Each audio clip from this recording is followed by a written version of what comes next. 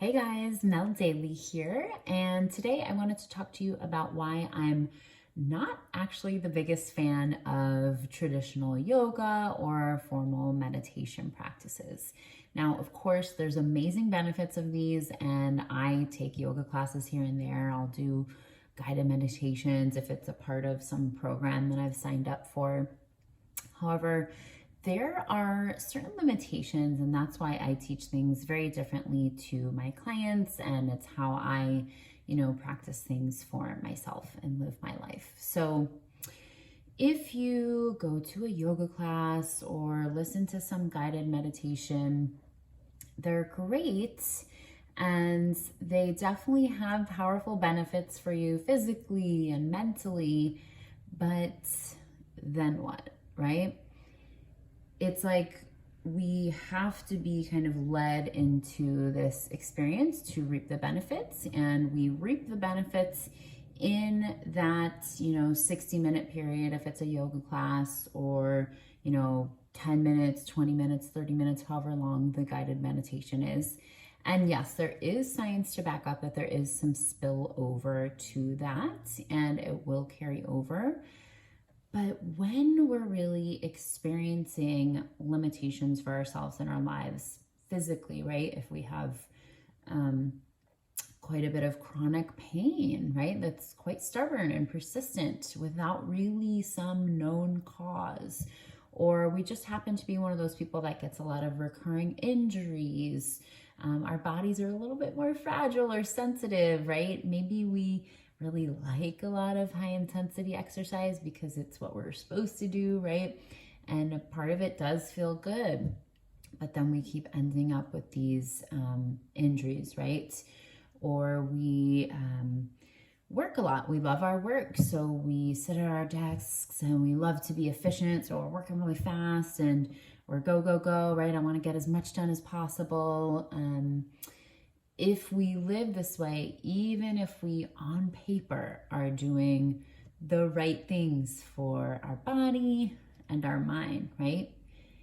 It's only 23, maybe 23.5 hours of the day. I'm sorry, there is another 23 or 23.5 hours of the day in which our body and our mind are typically running very habitual patterns, right? It's how our nervous system works. So if we're kind of just going into a yoga class and having the person lead us through something, or we're listening to a meditation and just kind of absorbing things, there will be a tiny bit of spillover, yes, and it's absolutely better than nothing and often the stepping stone that we need. However, if we're really looking to feel better physically, feel better mentally, and really create the forward momentum that we're looking for in all areas of life, because that's what we're really doing here, right?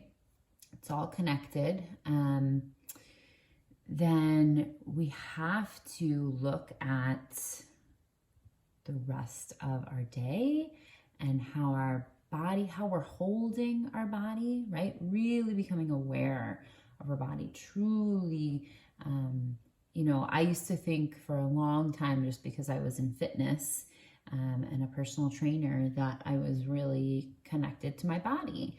And yes, there's a spectrum, right? So on the spectrum of people, from someone who doesn't do anything physically to a personal trainer, yes, it was more connected to my body. However, when we really deepen our relationship with our body, we work on our mind so that we're not actually annoyingly living in our head, and we're literally not in our body because we're actually living up here, right? We're not even like feeling things. We're not even aware because we're just moving through our day, go, go, go, right? Even in our workout, we might be on paper physically moving our bodies, but are we really in the present moment, in our bodies, physically feeling the sensations, right? The subtleties. What does my body actually want right now, right? When we do that, when we deepen this connection to our body and our minds, everything changes, right? Of course, firstly, on that physical level, things are going to swiftly change for you as far as how you physically feel, because we'll have that greater awareness of what our body really needs, and then that pain will often dissipate, right? Mentally, being in the driver's seat of our mind, right? Rather than, yeah, on paper, I know, trust the process, the universe has my back, right? Everything happens for a reason, right?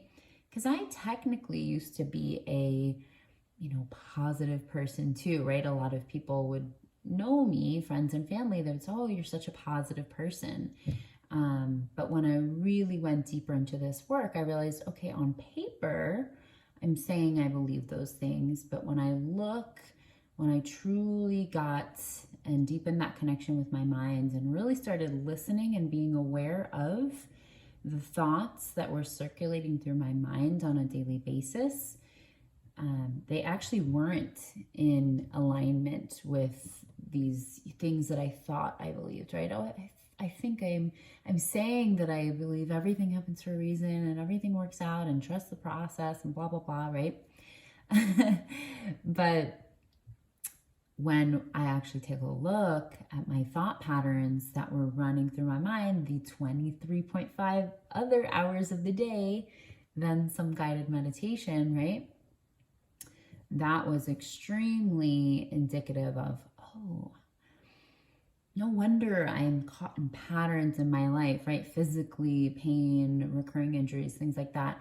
And then in my work and my career and the things I'm looking to achieve, I'm really not where I want to be. I'm just kind of feeling like I'm not even who I want to be, right?